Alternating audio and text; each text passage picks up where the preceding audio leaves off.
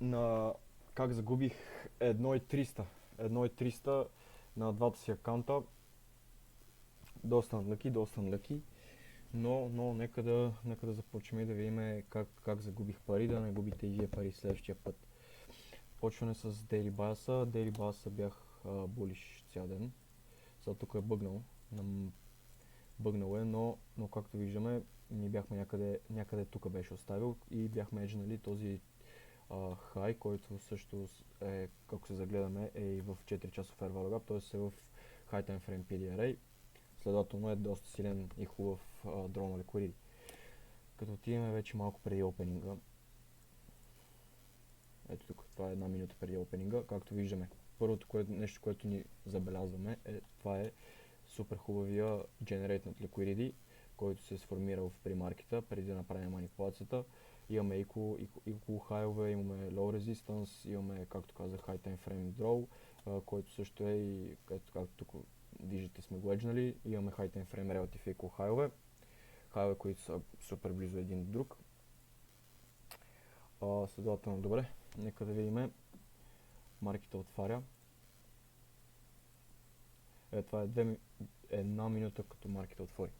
Какво виждаме? Значи, първото нещо, което ни прави впечатление е, че, както бях казал в Daily Bass, помежду другото имам Discord сервер, има линк в Discord, в TikTok, така че може да влезете напълно безплатно, качвам там Daily Bias, трейдери, рекапове и така нататък.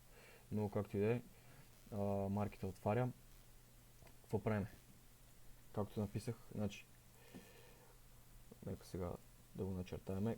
Значи, при маркета какво сме правили? Generate сме liquidity. 9,5 отваря. Имаме манипулация. И inverse fair value gap. Следователно, тази манипулация къде е? На high time frame PDRA, в който случай е 4 часов fair value gap. Следователно, това е супер хубав, даже може да го наречем IMD модел. Accumulation, Manipulation, Distribution нагоре. Следователно, това се случи точно в 9.30, всичко, което искахме да видим. Ето го Manipulation, слепваме, т.е. взимаме тези equal low-ове, също така и тапваме в 4 часовия Fair Value Gap. Оттам какво виждаме? Самия кендъл какво ни говори? Кендъл ни говори 25 поинта weak и 2 поинта body. Това ни говори, че има страшен rejection на bearish. Следователно, това е още една причина, която да ми даде самочувствие, че ние ще сме булиш в този ден. И в момента е времето да сме булиш. Обаче следващия кендъл е инвърсен. Оттам аз взимам трейда и както виждам, аз загубих. Сега, хубавото на този трейд е естествено, че имахме манипулация, както съм написал. Ето имаме манипулация, имаме rejection week, който ни, пак казвам, това си е confirmation за bullish. Имаме супер obvious, супер сигурен и хубав дрол нагоре, ако пак казвам low resistance, equal high-ове, high time frame draw. Също така, какво имаме? Имаме true manipulation. Какво ще рече това? В 9.30, когато маркета отвори, ES, помежду другото, вече беше трейдвал в този 4 часов Fair Value Gap. Тук имаме intermediate low, това е low в Fair Value Gap, който вече беше слепнат, но когато ES отвори в 9.30, ние имахме също така един 15 минутен Fair Value Gap, от който пак можем да го наречем High Time Frame PDRA. Следователно 9.3 се отваря и слепва liquidity и тапва в High Time Frame PDRA. Следователно и двата фьючера са направили манипулацията. Това се нарича True Manipulation. Така, единственото до сега нека да продължим на лошите неща, които не ми харесва в този трейд и може би трябваше да го избегна заради тези неща. Първото нещо е, че естествено е взет веднага като маркета отваря. Така, знаеме, аз по принцип никога не влизам. Значи, когато маркета отвори, влизат най-много пари, най-много волатилити в маркета. Следователно, т.е. ние очакваме такива огромни движения да се случва манипулация след манипулация. Затова никога не препоръчвам да се влиза в 9.30 или веднага след това, дали ще са 2-3 минути. Винаги по принцип бих искал да изчакам. Просто тук за мен беше супер obvious дрова. Затова влезнах в трейда. Но както и да нека да не се оправдаваме. Да, общо взето това е едната от нещата, от които не ми харесва на този трейд. Другото нещо е, значи винаги когато има инвързън, ние искаме да видим healthy close. Какво означава healthy close? Не искаме да виждаме а, кендала, с който ние сме инвърснали, бодито да е по-малко от уига. И в случая, както виждаме, бодито не е по-малко, но отново имаме 12 поинта уик и 14 поинта боди. Следователно това със сигурност не говори добре за нашия трейд. Отделно сме слепнали с затворенето на кендала, сме слепнали 2 internal high, което също не ми говори добре.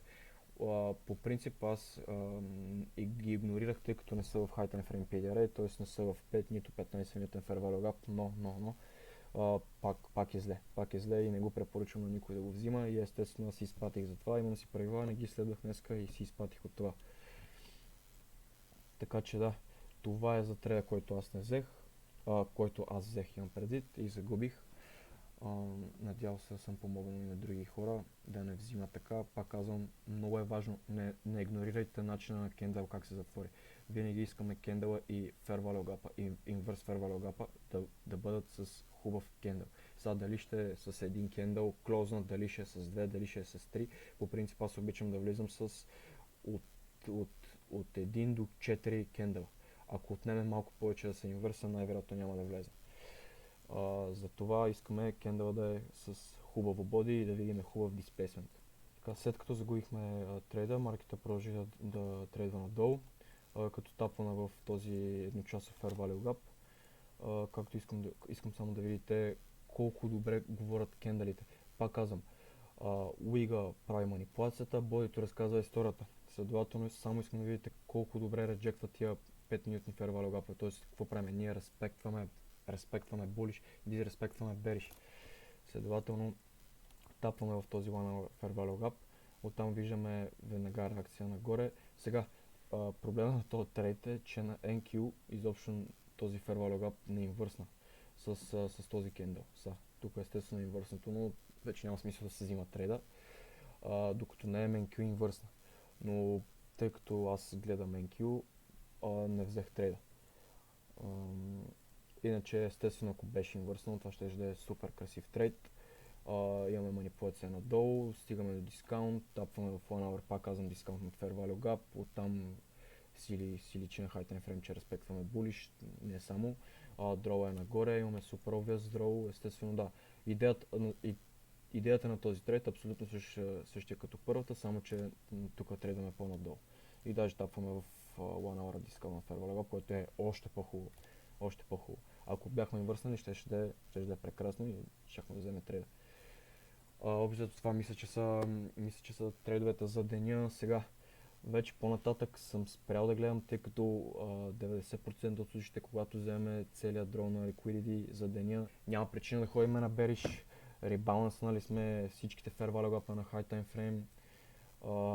Сега нагоре, ако ходиме, High Time Frame хайовете са супер далече, така че не вярвам, че стигаме до там, така че най-вероятно ще акюмулейтаме цял ден и ще е супер бавен маркет.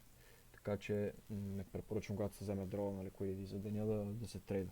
Или нещо, ако е супер obvious, или ако имаме други хайове или лоуве или каквото и да е било, което е супер obvious, пак казвам. Да, сега всеки прави грешки, дори да имаш 80% win rate, 70 дори, винаги 2 или 3 трейда от 10 ще са загуба. Грешките не са за да заплачиме, ами да се учиме. Така че този трейд сигурно ще отиде в journal и ще се уча от грешките си. Трябва и вие да го правите.